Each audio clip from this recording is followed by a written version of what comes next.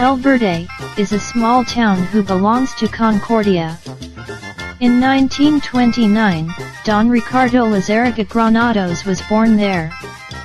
Because of his name, you may not know much about him, unless you are interested in masculine industry. Don Ricardo was always a hard-working person, that surprised all the time to others, being the first one to be at work. The Lizarraga family made their living in various ways, in their native El Verde.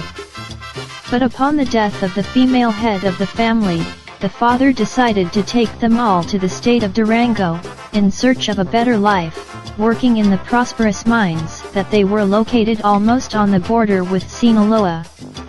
Ricardo was 5 years old, the smaller bro of the family, and he was the errand boy at the race stores.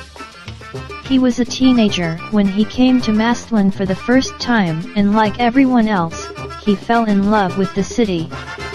When he was 16, he came back with his older brothers, Enrique and Pedro, who were looking to set up a grocery store.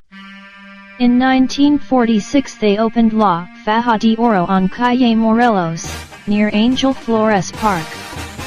The store had a wide assortment and the novelty of the ranch, fresh cheeses, collages, curd, tamales, and other delicacies that one enjoys when traveling.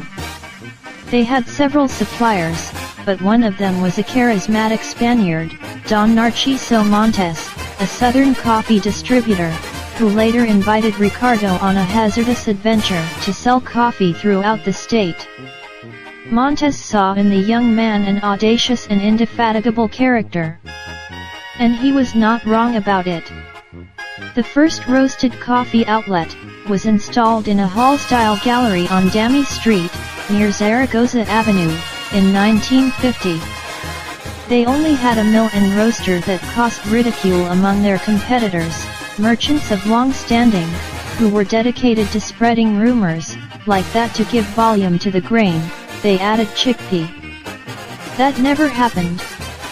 As is still the case today, the aroma of the toaster bewitched those who passed near the little store. Ricardo was a hard worker but took time to joke with customers. He began to distribute in stores and even in the market, which was already a major league thing. The coffee in little bags, he took it by wheelbarrow, bicycle, or whatever he could. But the delivery was punctual. Everyone started talking about that hard worker and nice little warrior. There was strong competition, but he was never daunted and looked for routes to the ranches, which in the long run was his strong suit. The name of El Marino came because of the port, which is regional and popular. The income arrived and the good administration of the same, took the small business to upper levels.